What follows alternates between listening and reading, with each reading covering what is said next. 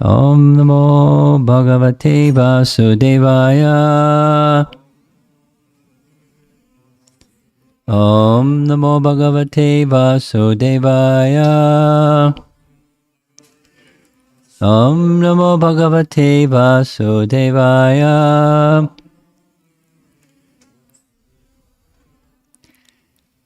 I think I'll do this morning what I did yesterday morning, which is give a little background, because there's probably some persons here that would appreciate the background or the context of.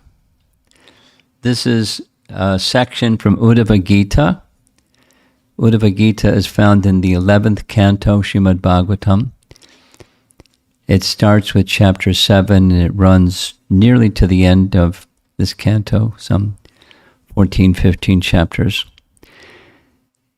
And it's quite similar, yet different. Similar to Bhagavad Gita in many ways. Here's a couple of the ways. The person in the painting beside Krishna at his feet, that's Uddhava. And Uddhava is Krishna's cousin, just like Arjuna is Krishna's cousin. Arjuna's mother is Kunti. And Kunti is the sister of Vasudeva, so they're cousins. And Uddhava's father is Devabhaga, who is Vasudeva's brother, so they're cousins. So there's one similarity. And another similarity is they're very intimate friends. As Arjuna is a very intimate friend, we could say Uddhava is even more intimate in friendship. In this sense, at least, that he was the constant companion with Krishna, whereas Arjuna was sometimes with and sometimes not with Krishna. Uddhava was the constant companion of Krishna. He was with Krishna, and as soon as Krishna went to Mathura, he was there. When Krishna left Mathura to go to Dwarka, he was there. The whole time, the majority of Krishna's pastimes were spent in Dwarka. Uddhava was with him at all times. He even looked like Krishna, as you see. His complexion was like Krishna. He often wore clothes that looked like Krishna, ornaments like Krishna. He was mistaken to be Krishna by the gopis when he went to visit Vrindavan. Very special person, Uddhava. It's said that outside of Vrindavan, the most intimate devotee of Krishna is Uddhava. A very special person. And the scene that you see painted here, it's in Dwarka. Going back, the Uddhava Gita starts with chapter 6. We'll go back to chapters 3 and 4, or 4 and 5. Chapters 4 and 5 is also in Dwarka. And the scene in 4 and 5 is Narada is in Dwarka. And Vasudeva invites Narada to his home. So he comes. And they have this nice discussion about transcendental knowledge. Because Vasudeva says, I was so much interested in topics about Krishna as my son, but now is the time to inquire from you about the absolute truth, transcendental knowledge. So he asks many questions, and Narada gives many answers, and it's a really spectacular section. So 5 ends, they're in Dwarka. The scene is Dwarka. Chapter 6 begins in Dwarka. Vasudeva arranges a festival, a yajna, at his home and invites the brahmanas, and it's a big event. And after the event, the brahmanas retire from Vasudeva's home. They go to a nearby place, a sacred place, to associate with one another and do what brahmanas do when they get together. And the young boys, Krishna's sons and the Dwarka young boys, they went to make fun of the Brahmanas. It was a big mistake. They offended the Brahmanas. The offense was one of Krishna's sons named Samba dressed up like a lady, wearing a sari, covering his head as if he was a very shy lady, and put a lump of iron under his sari. And the other boys said, this lady is really shy, but she wants to know from you Brahmanas, will the child that she's bearing be a boy or a girl? And the Brahmanas knew it was just, they were playing pranks, making fun of the Brahmanas. So they said that lump of iron under Samba's sari will be the destruction of the Yadu dynasty. And it was very serious sound vibration. And the boys panicked. And immediately the boys went to the king of Dwarka. Ugrasena heard. He consulted his ministers. The decision was, grind that lump of iron into powder and throw it into the sea. And so that's what was done. Except one piece of the iron wouldn't grind no matter what, so they threw that into the sea also. A fish swallowed that lump of iron that wouldn't grind. A fisherman caught the fish. A hunter purchased the fish. When he opened the fish, he saw this lump of iron. He thought, fantastic, I'll use this lump of iron to make a point for one of my arrows. And it was that point of arrow that pierced the heel of Krishna that resulted of Krishna's departure. Although it's kind of obvious you don't die from a heel wound. But that's how Krishna departed. And the Yadu dynasty departed by the water, the ground up powder of that iron lump washed to the shore of Prabhas, which is a sacred place. And it gathered around the reeds, and it made the reeds like iron rods by the shore of the ocean. That's in the beginning of 6. And then right after that, the next scene is the demigods come to visit Krishna in Dwarka, in a secluded place. And they offer prayers to Krishna. And then they say to Krishna, you kept your word. You fulfilled your promise to deliver the earth from the burden of demoniac kings. It's now the task has been fulfilled. If you so desire, you may return to your eternal abode. And they left. I mean, there's lots of details in between. After they left, the next thing that happens is Krishna's alone, and he's contemplating what's next. So he considers the stage is set for the Yadu dynasty to be removed from the earth, which was part of his plan, by the way, because business is over. Just before going back to Dwarka, he had been in Vrindavan, and he made for 2 months, and he arranged for the residents of Vrindavan to return to their eternal abode, and the demigods who were fulfilling functions in Vrindavan, they went back to their demigod locations, and the whole shop closed up in Vrindavan. Krishna's pastimes in Vrindavan were finished. Now pastimes in Dwarka were about to be finished. So Krishna considered, my pastimes here are finished. There's only one thing I want to do. I want to instruct Uddhava in detail so that A and B. A, he can go to the associates of Narayana Rishi in Badrinath, because I didn't get to go there, and he can carry my message to them, give my association through him.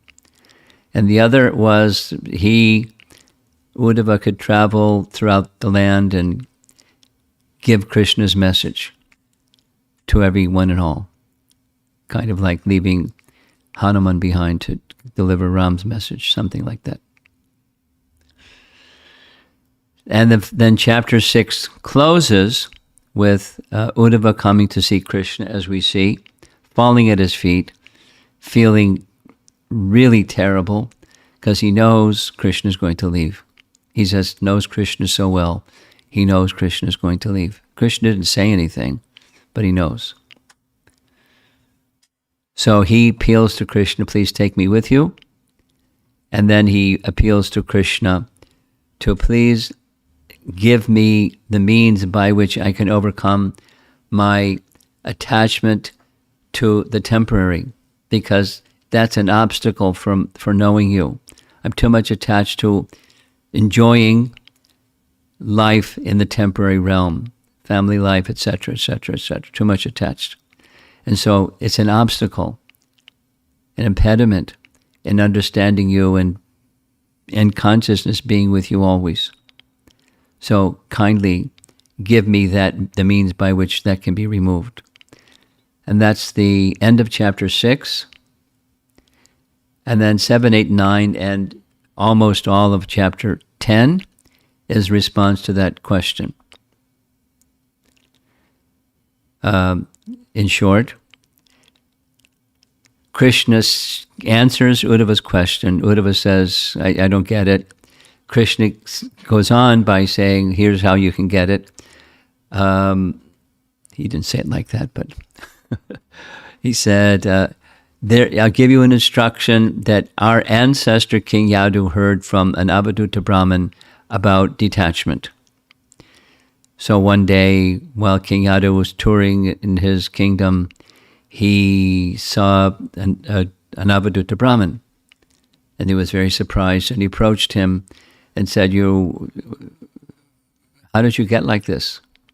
You're young, you're very handsome, you're obviously intelligent, but you're like so detached from everything.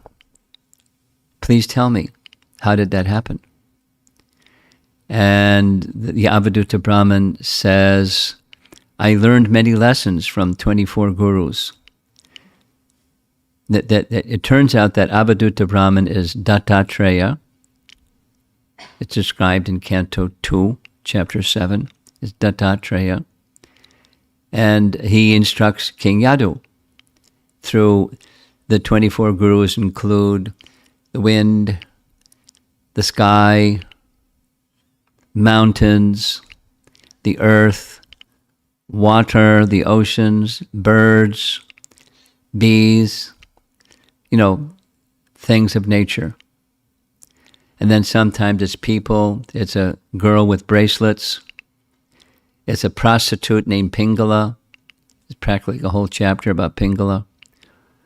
That's one of his gurus. He learned something from her. And so forth. 24. There's that's 3 chapters. And the theme through those 3 chapters is knowledge and detachment, so that one can perceive transcendence. Because the converse is attachment to the temporary it obfuscates, it blocks perception of and being connected with transcendence. So one has to let go of that. And so the Avadhuta Brahmin tells King Yadu how he became detached from the temporary. And as a result, how he can be connected to transcendence. And that ends chapter 9, 7, 8, 9. 10 begins just Krishna speaking with Uddhava, and he is explaining how to get to that stage that the Avadhuta Brahmana got to. Attached to transcendence by detachment from the temporary. It's 4 chapters on this one theme, which means this is important. This is Uddhava Gita, and it's so far 4 chapters on one theme. And there's variations on the theme, but it's the same theme. So we just completed a section where it's Bhagavad Gita chapter 2, kind of, where there's spirit and there's matter, and we belong to the category of spirit, and attachment to matter leaves one bewildered, and so forth. So don't be attached to matter because you get bewildered. If you want to have clarity, you have to be attached to not to the temporary, and then the door opens the door for transcendence. You can then properly contemplate on transcendence if there's detachment from the temporary. Detachment means trying to be the enjoyer of. Because Uddhava is a householder. Uddhava is not an Avaduta Brahmin. Uddhava is a householder Kshatriya. It's not, Krishna is not advocating to Arjuna, nor is he advocating to Uddhava.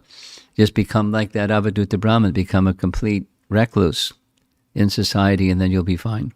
He doesn't say that. But he's teaching the principle. Seeing the temporary, seeing the eternal, be attached to the eternal. Then the last section we completed was, and it's going to continue because we didn't finish yesterday. Text 30 speaks about, and even if you are do religious activity, good karma, worship the devas, do the rituals, do austerities and penances, and ascend to the heavenly planets, it says the same thing. You stay there and you try to be an enjoyer until your pious activities are exhausted, and then you fall back into the material world, and it's just the Ferris wheel. And you're just going for a ride on the Ferris wheel. So don't contemplate happiness in those terms. So that's where we end it. That's the background. And now I'm going to go to, because I didn't bring the printed subject with me, we're going to get to see. Here's the verse. Whoops. What's going on?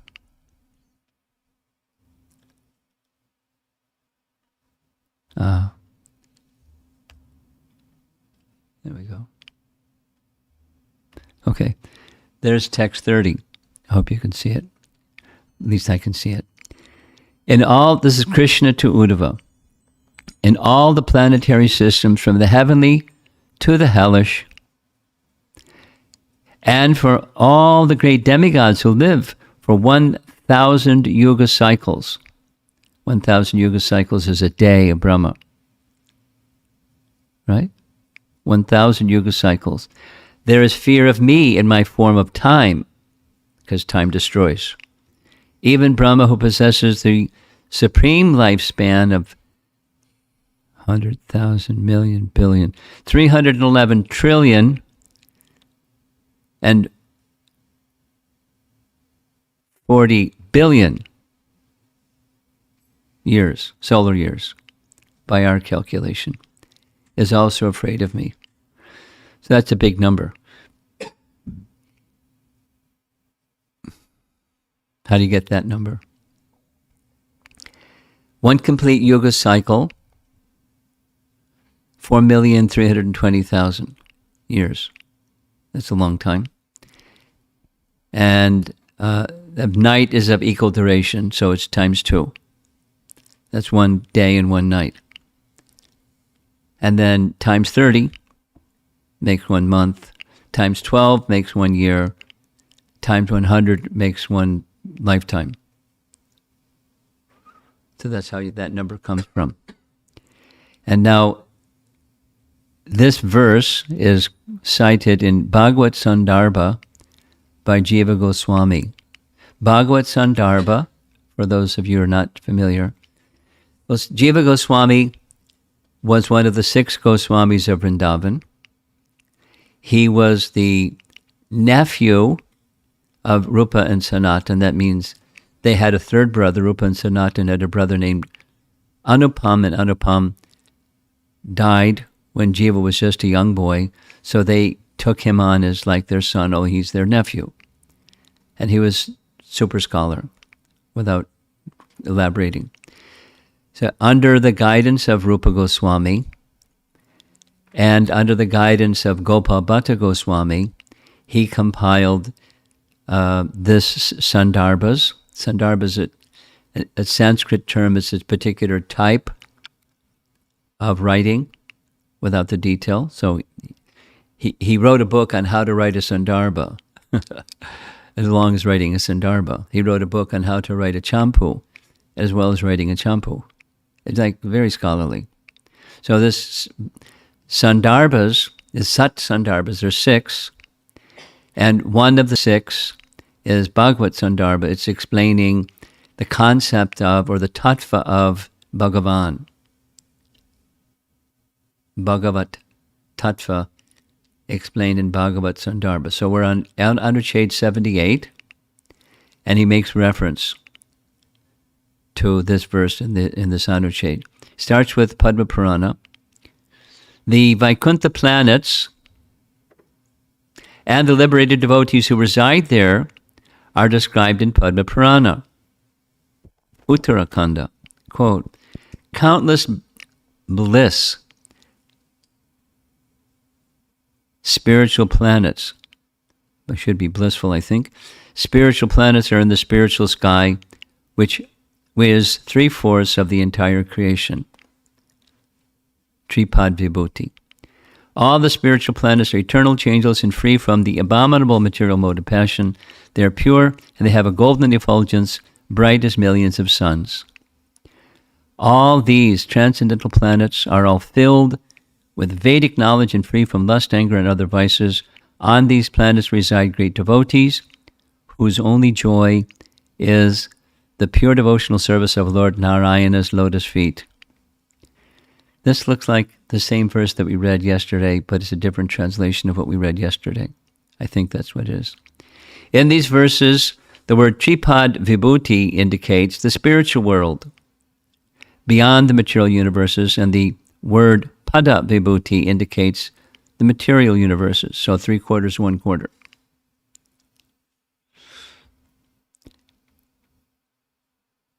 This is described in Padma Purana Uttarakhanda. The eternal spiritual world is 3/4 of existence, whereas the temporary material world is only 1/4 of existence. The Supreme Personality of Godhead. This is also quoting Padma Purana. The Supreme Personality of Godhead, whose form is eternal, auspicious, transcendental, infallible, delightful, and always youthful, resides in that supreme abode, accompanied by his potencies. Ishwara Devi, Shri Devi, and Bhumi Devi. The Vaikuntha planets and the material world are both described in Srimad Bhagavatam 2.6.18. Translation. The Supreme Personality of Godhead is the controller of immortality and fearlessness, and he is the transcendental. He is transcendental to death and fruitive actions of the material world. O Narada, O Brahmana, it is therefore difficult to measure the glories of the Supreme Person. This verse from Srimad Bhagavatam directly mentions the Lord's immortality and fearlessness, and the Lord's position of being always liberated from material influence is implied, although not directly stated, and the other two qualities are only implied in the following statement this is from Shvetashvatara Upanishad, Shruti Shastra. Quote, the Supreme Personality of Godhead is the original master of all immortality. So there it's explicit. The passage of Srimad Bhagavatam, that's 2.6, etc., describes the Lord, the possessor of these qualities, namely immortality, fearlessness, and liberation, whereas the passage from Shruti Shastra describes the qualities the Lord possesses. Vaikuntha Loka's immortality is hinted in the following. So there's a whole section here, 2.9. You'll see. This is this Canto 2, Chapter 9, for those of you that like to get like kind of the big picture of things within Srimad Bhagavatam. It's the chapter where the 4 essential verses of the Bhagavatam are presented. What does that mean, the 4 essential verses? Called the Chatur Shloki.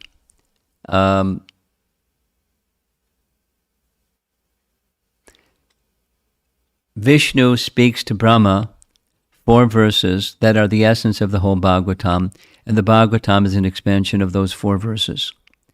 And the chapter 9 is the chapter where those come, and the beginning of the chapter is pre-creation.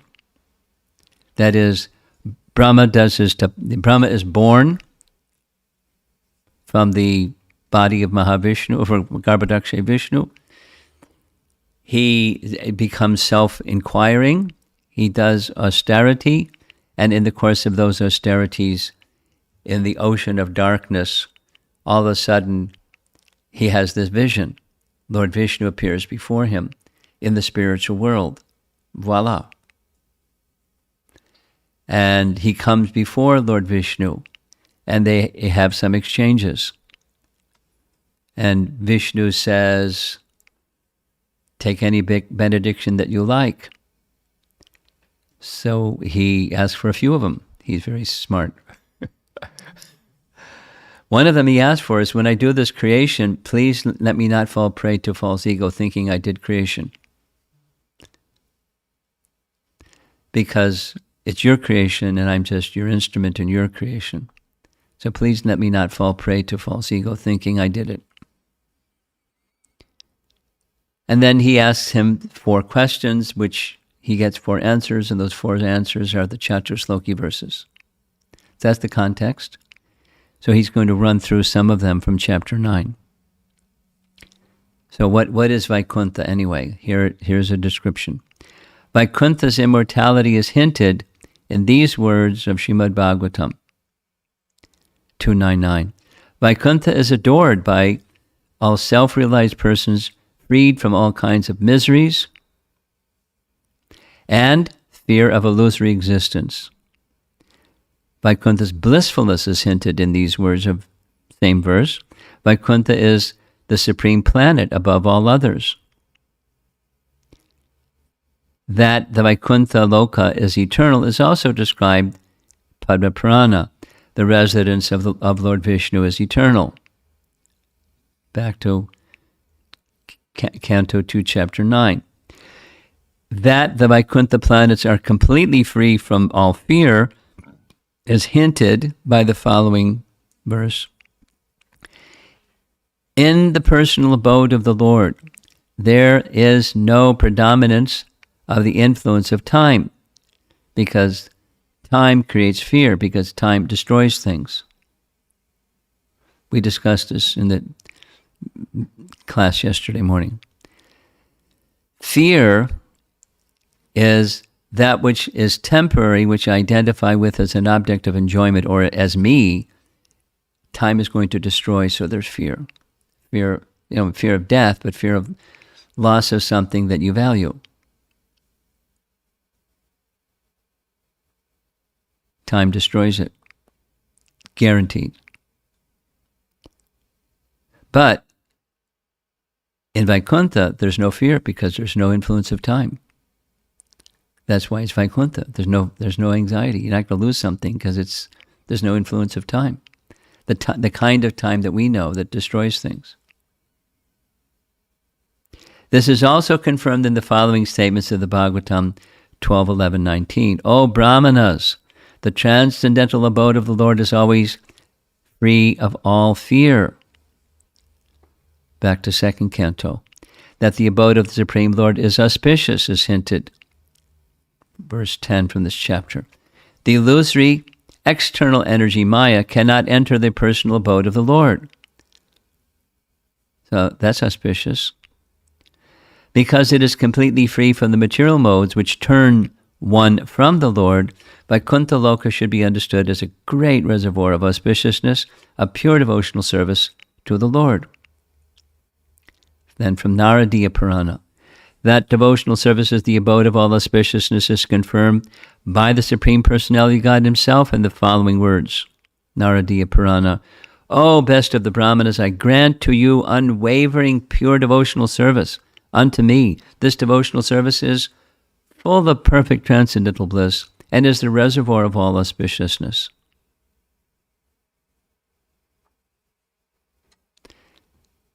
Next. That the abode of the Lord is always liberated from material contact is confirmed. And this is a later section of Uddhava Gita, this 11:20-37. Krishna says, my pure devotees attain liberation from matter by entering my transcendental abode. So no influence of the modes of nature there. Then, this morning's verse is quoted. Taking shelter of secondary meanings of the word Amrita and Bhaya, one may interpret them to mean Janaloka and the other material planetary systems, because they last for a long time. So that kind of Amrita. They're higher than heaven, so maybe they're also perpetual. This labored misinterpretation is refuted by the use of the word martyam, or dying, which clearly indicates that these two words should be interpreted according to their primary meanings. This word, martyam, is explained by the Supreme Personality of Godhead himself in the following words of this morning's verse. This is the last. Even Brahma, who possesses the supreme lifespan of 3,040,000,000,000 years, is also afraid of me. And Janaloka is below that. It lasts less, the duration of life is less there than in Brahmaloka. So the summary of text 30. Don't think there's happiness to be found in heaven, because whatever it is, it's temporary. Now you see it, poof, now you don't. So it's asat, or temporary. We discussed this kind of at length yesterday. It appears to be substantial. By the way, that's one of the it's one of the 4 Chatushloki verses of the Bhagavatam. What's that?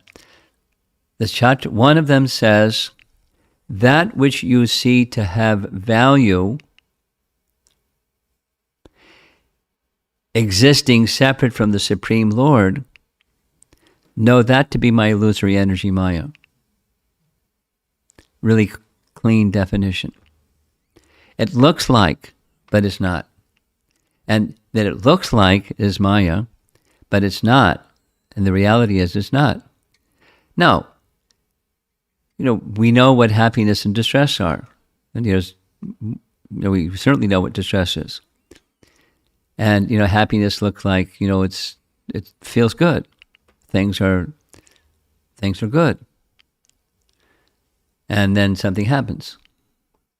And then the good, so the heaven is just a longer version, another version. And Janaloka and even Brahmaloka, it's another version. It's asat. It's where the influence of time destroys things. Even that which feels or seems to be good. The fruits of piety are destroyed with time. Everything is destroyed with time. So you have to get to that place that's timeless. That's the message. Those persons that are thoughtful and want, what real happiness is, means happiness that doesn't end, not happiness that comes and it goes. Because when it goes, then it's not happiness anymore. It's what? Distress or anxiety. It's going to become distressful. What happens if something? So that's text 30. And now we're going to move on to text 31. This is Krishna continuing to speak to Uddhava in response to this one question: how to overcome attachment as it blocks my understanding of you. The material senses create material activities, either pious or sinful, and the modes of nature set the material senses into motion. The living entity, being fully engaged by the material senses and modes of nature, experiences the various results of fruitive work. Now, just an explanation. Bhaktisiddhanta Saraswati Thakur was Prabhupada's spiritual master, Bhaktisiddhanta, and he was also highly scholarly, and he made a translation that's a little bit different than the one we just read. This is BBT translation. So we're going to read Bhaktisiddhanta's translation, his commentary, and his summary of Vishwanath's commentary, Vishwanath Chakravarti Thakur. So you're going to hear the same message a few times. with a kind of slightly different presentation, but it's the same message. So here's Bhaktisiddhanta's translation. It is the material senses that perform pious and sinful activities. It is the three modes of material nature that inspire the senses to engage in fruitive activities, and it is the living entity who enjoys the fruits of his karma with the help of his senses. This is Sankhya philosophy. BBT purport reads, it has been explained in the previous verses that the living entity is under the control of fruitive activities. The living entity under the control of fruitive activities is pushed down into a hellish condition of life. In this verse, the exact nature of the living entity's dependence on fruitive activities is described. One can observe that one's activities are performed by the material senses, and that the living entity himself is merely conscious of such activities. One may be worshipping the demigods, enjoying sex, or performing agriculture or intellectual activities, but in all cases, the material senses are performing the work. Paragraph. One may argue that the spirit soul initiates the activities of the senses and thus the ultimate doer. But such false egotism is negated in this verse by the statement guna srijanti karmani guna nusrajanti gunan. The three modes of nature, goodness, passion, ignorance, stimulate the functions of the material senses, and the living entity coming under the control of a particular mode of nature merely experiences the good and bad results of his work. This does not negate the concept of free will, since the living entity chooses to associate with different modes of nature by one's eating, speaking, sexual activities, occupation, etc. One associates with various modes of nature and acquires a particular mentality. But in all cases, the modes of nature themselves are acting, not the living entity. Sankhya philosophy. The word asau in this verse indicates that the same as Krishna teaches in Bhagavad Gita, right? Yes. He says, Krishna says in Bhagavad Gita, chapter 2, verse 39, so far I've described Sankhya. Now I'm going to describe Buddhi. So Krishna is describing Sankhya. And it's a little more comprehensive than what Krishna describes to Arjuna. It's just like this is the graduate study of the undergraduate study. It's not a different message, it's just a little more comprehensive.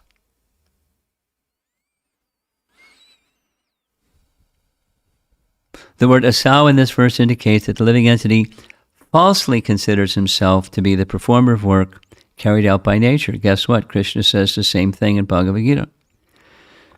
Prakrite kriyamanani gunai karmani sarvashaha ahankar vimudhatma kartaham iti manyate. The bewildered spirit soul, under the influence of the three modes of material nature, thinks himself to be the doer of activities which are in actuality carried out by nature. Same message. The conditioned soul can be liberated simply by giving up this false egoistic conception of life and taking to the devotional service of the Lord, by which the living entity or the marginal potency of the Supreme Lord escapes the disturbing influence of the external potency called Maya. In the devotional service of the Lord, the liberated entity realizes his actual form of eternity, knowledge, and bliss. And last paragraph. It is natural to perform activities with a desire to achieve a good result.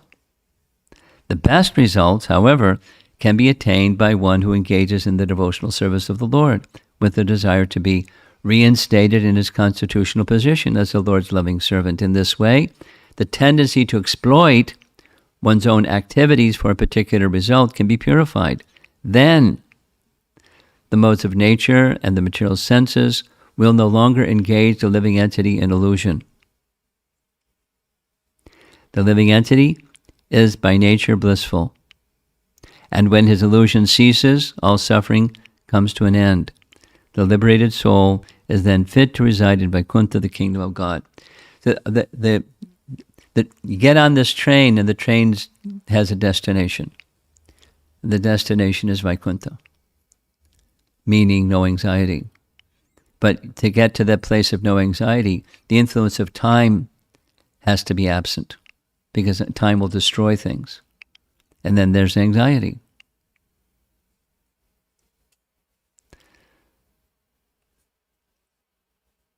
So how do you get to timelessness? By connecting with the timeless. And his whole abode is timeless, and the living entities that reside there are timeless. They have no material activities, they have no material modes of nature, they have no material bodies. They have bodies, they have senses, but no modes of nature, no time, none of those things that are come and go and are destroyed. There is another realm, and we're being invited by Krishna. Let's go. Here's Bhakti Siddhanta's, you could say, gloss of Vishwanath Chakravarti. Here's his purport. Different than the BBT one, but similar. According to the Bhagavad Gita, one's activities are impelled by the three modes of material nature.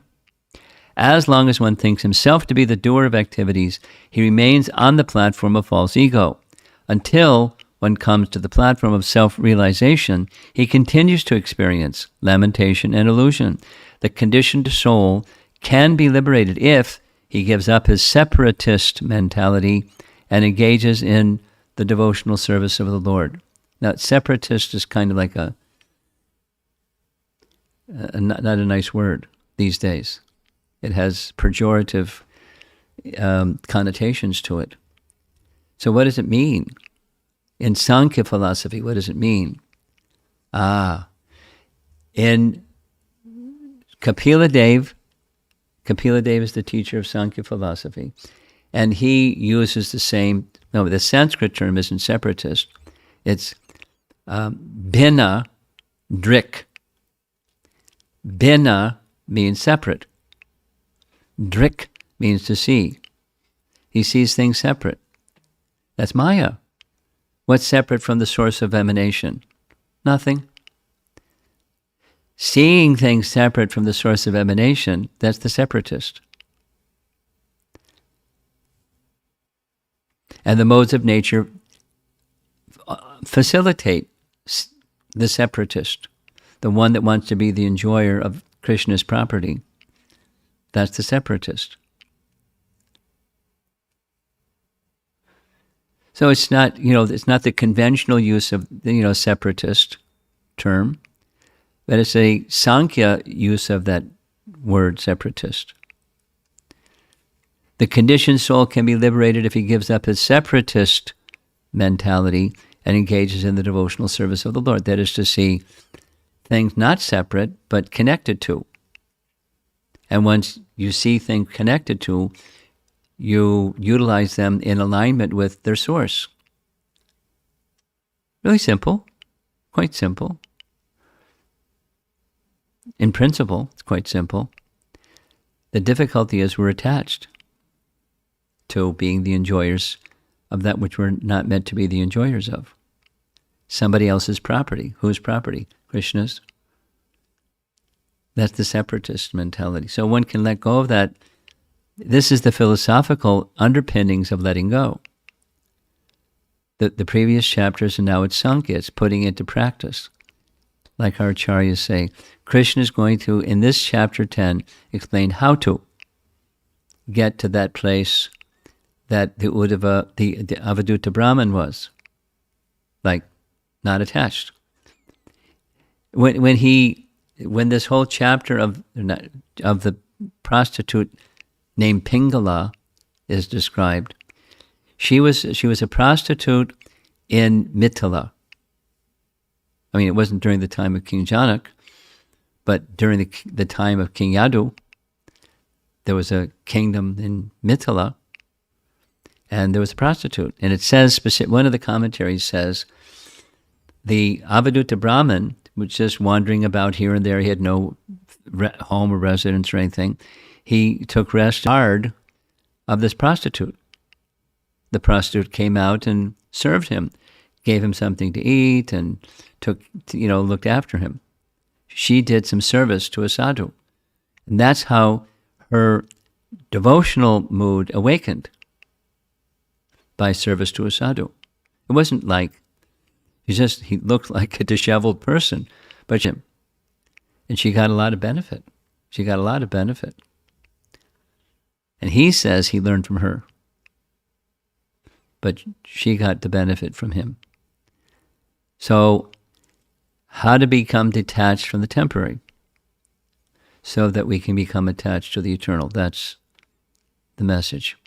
When one is under the shelter of the Supreme Personality of Godhead, he is removed from the disturbing influences of the external energy of the Lord.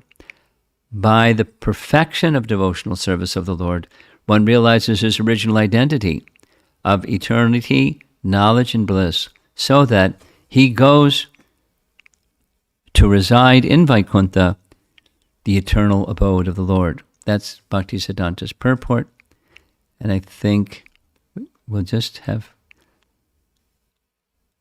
I'm going to go to Jiva Goswami. We mentioned from Bhagavad Sandarbha. He wrote another Bhagavatam commentary that's verse by verse for the whole book. The Sandarbhas is topic by topic. Krama Sandarbha is verse by verse. Different format. And so this is Jiva Goswami commenting on this verse. His translation: material senses create material activities with results, either pious or sinful, and the modes of nature set the material senses into motion. The living entity, being fully engaged by the material senses and modes of nature, experiences the various results of action. And his commentary reads, and this is it for today's class. Bhagavatam is supported by Shruti, which says, Taittiriya Upanishad, in fear of the Lord the wind blows, the sun rises, out of fear of the Lord Agni, Indra, and death flee. And fear is that's time, the destructive feature. The Lord does not do this personally. Other controllers are rejected in 4 verses.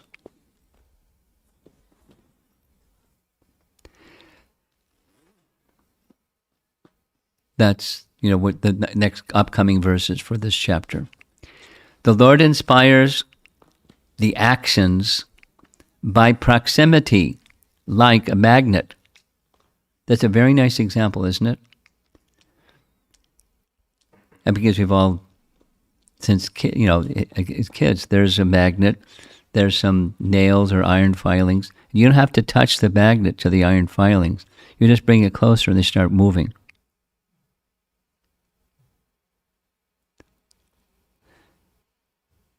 So the Lord moves the material energy like a magnet moves things by proximity. Matter does not act on its own, or this verse, our verse this morning, negates the idea that the jiva by himself performs actions and enjoys the results by supplying the Sankhya idea. The gunas are the cause of the jiva's acting in a particular way. Same message as Bhagavad Gita, isn't it? Same message as Bhagavad Gita. It's just graduate study of the same message. The message doesn't change. But through knowledge, then there can be detachment. The problem with knowledge alone is you nod your head, say, yes, I get it, and then you start doing stuff and you forget it. Knowledge gets washed away by the modes of nature and our vasanas, our tendencies for being absorbed and being enjoyers. Long-standing, the word that's been used here is mentality. We just get carried away. We understand. We go, yes, now I'm clear. And in less than a moment, we're not clear anymore. By involving the senses and objects, something happens. It's like a bungee cord. You stretch it, okay, and then you let go, and whoop.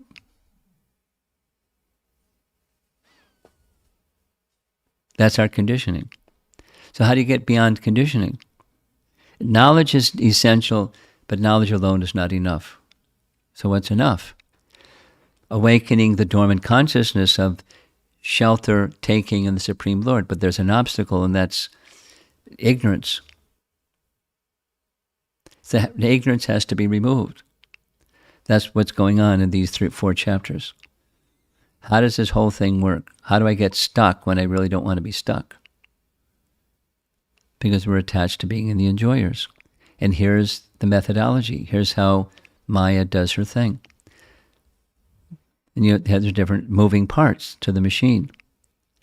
The senses, the modes of nature, the objects, the living entity thinking, I'm the doer. And it just happens again and again. That's the machine. Yantra, Rudhani Mayaya. Yantra is a machine. We're moving on the machine made of the material energy, and we think we're doing stuff when it's the modes of nature and the senses doing stuff. Modes of nature means material nature. Prakriti. Prakriti moves by the modes, and it's Prakriti does stuff. And we're thinking we're the doer. We're experiencing the results of activity, but we're not the creator of the activity. Prakriti is the creator of the activity. And Prakriti is under the direction of the 3 modes. And the 3 modes are under the direction of Krishna. Maya Dyakshena Prakriti. And that's the real picture. And if we don't get the real picture, we'll just get, in the bungee cord program. Okay, so I want to go to the image. We'll get back. There's a nice painting. Watch the curtain open. It's really nice. Whoops. There we go. That designer made it like this. Okay, here's there's a teenage girl that made some very nice illustrations to depict the message of the whole Uddhava Gita. And this is obviously a painting of Krishna and Arjuna. And we're going to cover Arjuna's face in a moment, but here's the text. It is natural to perform activities with a desire to achieve a good result. The best results, however, can be attained by one who engages in the devotional service of the Lord with a desire to be reinstated in his constitutional position as the Lord's loving servant. In this way, the tendency to exploit one's own activities for a particular result can be purified. Then the modes of nature and the material senses were no longer engaged, a living entity, in illusion. They will engage in activity, but not activities of illusion. Now, it sounds nice. Does it work? Is it false advertising? What about if it's not working for me? What, is it something wrong with the philosophy? Something wrong with the teaching? Or is there something wrong with how I'm applying myself to the teaching?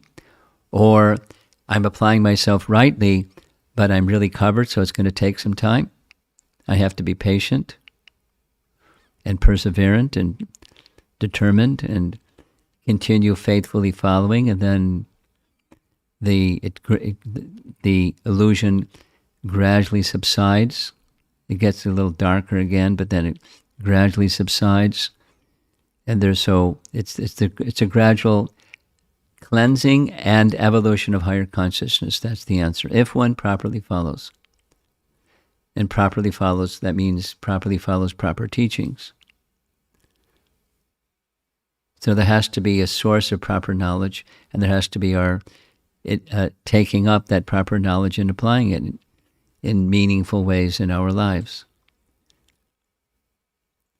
It's like one of the questions yesterday was, I like food. And, since I've been little, I like food. And so many years later, I still overindulge. I mean, he wasn't a chubby person, but, more than what he requires. And he knows he's taking, so what to do?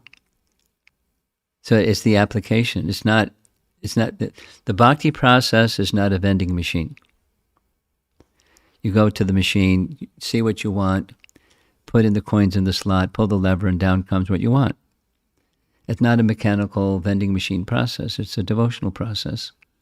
And you invest in your relationship with Krishna in a meaningful way, and gradually, on the one side, the covering subsides, and on the other side, the original consciousness is restored.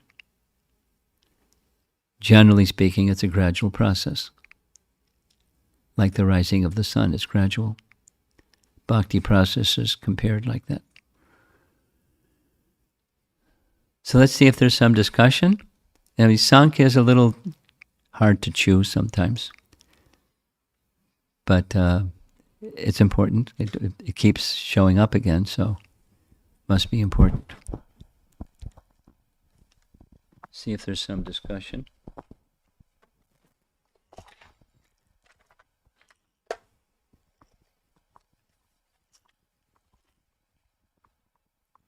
For those of you seated over here, you can't see. There's a whole wing of people over here. And those of you seated over there, you can't see, but there's a whole wing of people over here.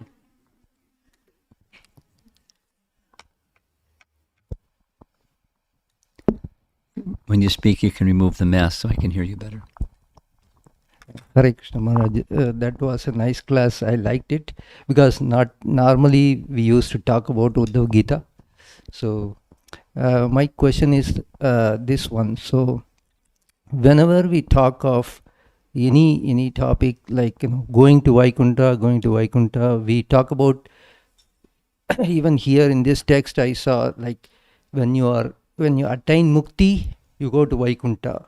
All the Upanishads say that, right? So I just want to clarify, like, how is it related to devotional service when it comes to mukti? Because we reject mukti because we want devotional service is higher than mukti, so that's why we reject liberation, correct?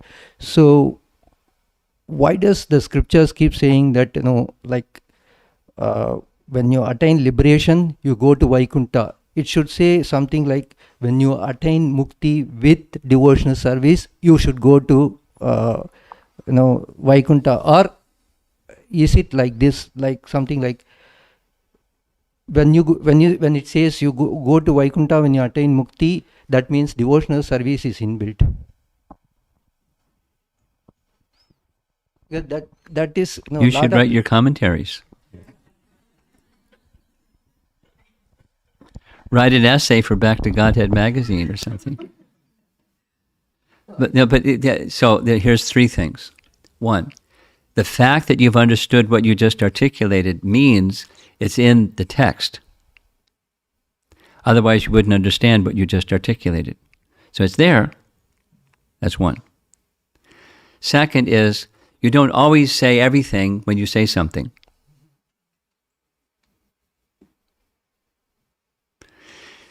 It's implied for those that know what the big something is, but you don't always say the big something, you just say something, and it's implied. And the third is, there's some people, they don't have a concept of the Supreme Personality of Godhead. They have a concept of, I want something. I'll do something to get something. It's entrepreneurial consciousness. So they're not ready yet for full surrender. They want to do something to get something. And it's understood. And therefore, sometimes things are spoken in that way purposely because there are people that want to get something for doing something. It's not the higher consciousness, but it's the consciousness of many people. Most people, even in spiritual life, to do something to get something.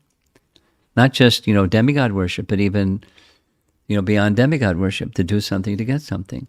It's just this pernicious, it's all about me and what I get from what I do. So it's recognizing that mentality. It's not looking the other way, but it's in acknowledgement. It's encouraging people to go back to Godhead. We're going to mention it in the evening class, by the way, this particular point. Okay. Actually, it's not. It's going to be the festival of the Holy Name. We got it mixed up. No follow-up. Go ahead. See, the reason why I came across this doubt came across in my mind is when I was reading through the Bhagavatam Canto 3, Kapila Dev's section, there was this verse that talks about Sarupya Salokya, right? So in that it says Diyamanam na grinanti vina mat sevanam janaha, in that sloka, where BBT has translated like we don't want Sarupya Yes. but they miss that word. Like my question is, like, when Bhagavatam says vina mat sevanam janaha, is there some mukti, something like that, which has a Sarupya Salokya without service? Without? Service. No. See, why does Bhagavatam say vina mat sevana janaha? It specifically says that. So is there a other side, like there is one with service? You're asking the same question again. The question, I'll say it the third time. Is there such a thing as Salokya, Sarupya without seva? That's your question. Yes. And the answer is no. So it can be explicit or implicit, but the answer is still no. Okay, got it. He's a scholarly devotee. He likes to read carefully. Back there? Hare Krishna, Guru Maharaj. So this doership, that we are not the karta, the modes are working, and so then why there is a concept of heaven and hell, and those who are doing bad, they go to hell. Why is there a concept? Because I'm not the doer. Why should I go to hell? Well, you didn't repeat everything. The part you didn't repeat is we experience the fruits of our activity. We're not the creator of the fruits, but we experience the fruits. Prakriti creates the activity and the fruits. We experience them. That's why there's not just a concept, there's a place for people to experience the fruits.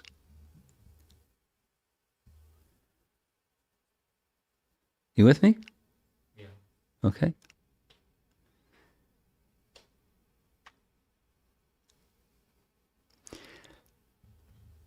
Let me, it's different, it's related but different. It's different but related.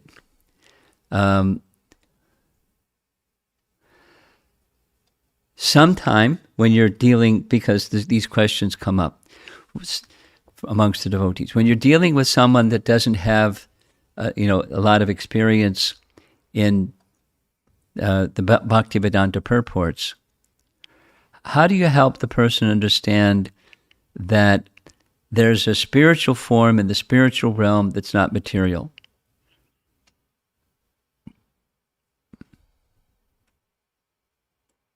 Or, related, how do you help a person to understand when a Christian person, for example, when you go to heaven, how do you know you're there? How do you know when you've reached heaven?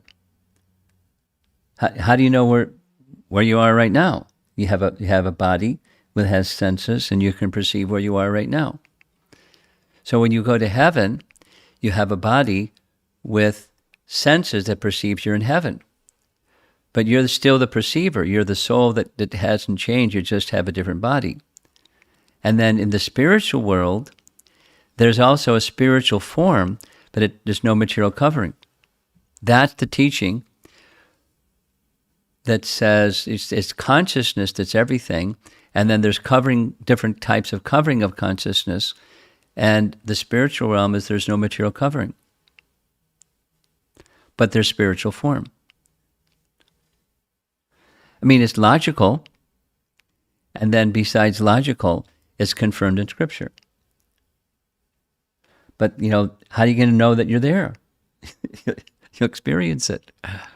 How do you experience it? Through your senses.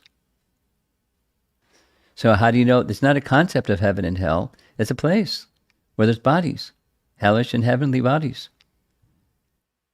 And you experience whatever you experience, pleasure or pain, happiness or misery. But you're experiencing the fruits of your work that's been carried out by Prakriti. So it's the modes of nature that you associate with, and the choices that you make for associating with the modes of nature, that's going to determine what your experiences are. Good, bad, or mixed. Or transcendental. And all of this is to have us make the right choice in the menu and consistently choose transcendence.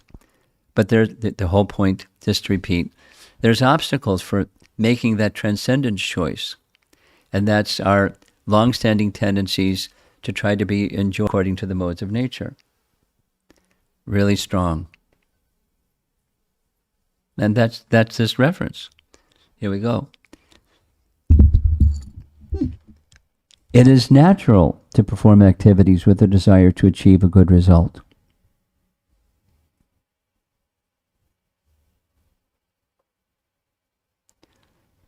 The best results, however, can be attained by one who engages in the devotional service of the Lord with the desire to be reinstated in his constitutional position as the Lord's loving servant. So that's the better choice. But we can say yes and then make the other choice again and again. I mean, we're conditioned souls. So it's gradually leveraging to the transcendental choice, or the relationship as the eternal servant of Krishna choice. And we do practices, sadhana practices, to help achieve that. It's like what we're doing right now, along with other things that we do in the course of the rest of the day. That's the purpose. That's bhakti, the bhakti purpose. Please Krishna, instead of it's all about me. Okay, something else in the back?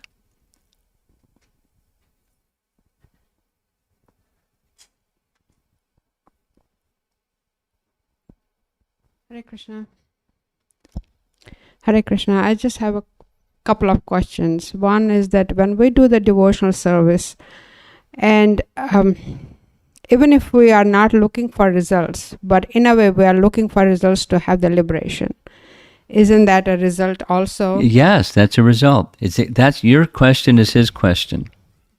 Yeah. You're just stating it differently. Yeah. And then second thing is that, with awareness of your consciousness all the time, you can really create a heaven and hell in this world, right? You don't have to go to heaven. That's right. To experience heaven. But when you quit this body, supposing it's heavenly consciousness, that's where you'll go.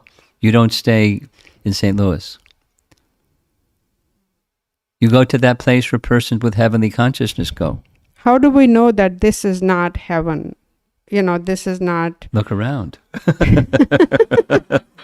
Or every time, and when I drive, I look out the window to see what kind of stores do people have. Like it's particularly eating places, and it's not heaven. You follow? Right, but if your consciousness and your awareness is in the goodness and you will only see the goodness, right? If you have that sense control that Your consciousness is heavenly, but the place is not. You can create in your home a heavenly atmosphere in your home. You can create in your circle of association amongst friends a heavenly association. Yes. And the world around us is not a heavenly place. Nice try. thank you. Well, you as a instrument of Krishna can help create around you a spiritualized atmosphere. Yes. And that will be what your experience is. But it's not going to stop living entities from entering into your space or around your space and doing hurtful things to you and to others and to each other. So, but you can propagate divine consciousness by being in divine consciousness. And even when you experience the ugly, you're not disturbed by it. That's if you're in transcendence. You're influencing the disturbing rather than becoming disturbed. Sangha.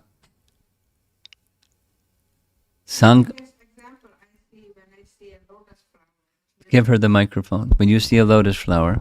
When I see a lotus flower, it just kind of gives me a different perspective when I look at lotus flower. I mean, the Sure. lotus flower is grown in all the mud and all the junk there, but still it is so pretty, it is so beautiful, and nothing gets stuck on it. So Okay. When you walk out the front door, look over in the corner of the property and you'll see a very old magnolia tree. Big blossoms. Beautiful. Heavenly. Right here in St. Louis. But you'll also see some of the blossoms are wilting. And some of them are brown. And that doesn't happen in heaven. You get my point. yeah. Okay. So there's a question up front here. Raise your hand again.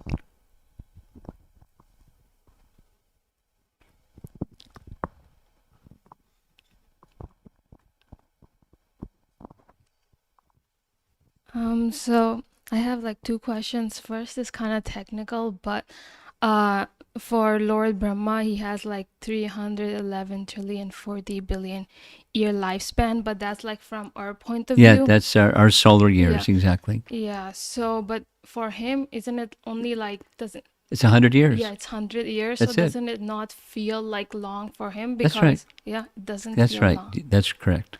Okay, so even though it's not that long, like it's relative. That's right. That's right. Okay. You're exactly right.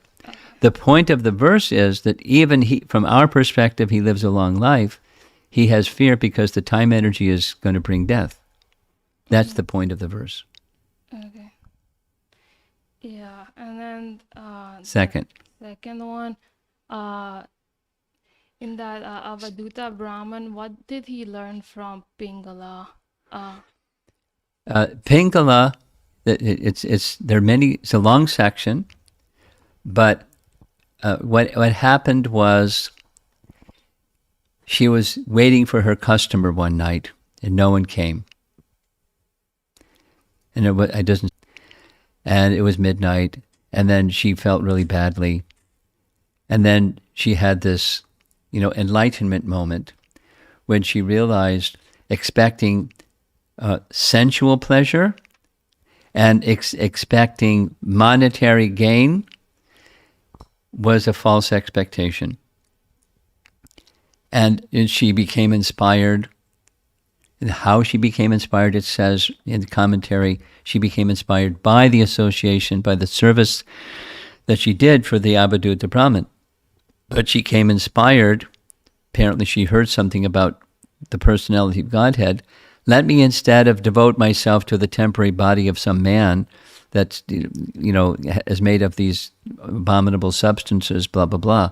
Let me devote myself to the eternal form of the Supreme Lord and just be in the mood of service to, and she goes on and on and on about that's real happiness. So, now it's not that he, the Avadhuta Brahman or Dattatreya doesn't know that, but he's pointing to what he learned from her to help him become detached from, the temporary. He learned that from her. And you could say she learned that from him. But that was the lesson. I mean, it's more details. It's a long section, but that's the essence of it. Expectation of happiness from these two things: pleasure of the senses with sense objects, and the money that will come from my fruitive activities or whatever the mode of nature of those activities are. It's a false expectation for happiness. Let me not go there, she decides. Instead, let me go this other place. Service to the Supreme Person, whose form, and she goes on describing his form. That's the better place. And she becomes very dedicated, becomes very detached and very renounced. And everyone's like, wow, what happened to this lady? But, she becomes exemplary person from a very bad professional position. And he learned from her. It's one of the few sections of those 24 that it ends up explicitly in devotional service, but she's one of the ones. It's really explicit. She becomes a full-on, great devotee from a really different position.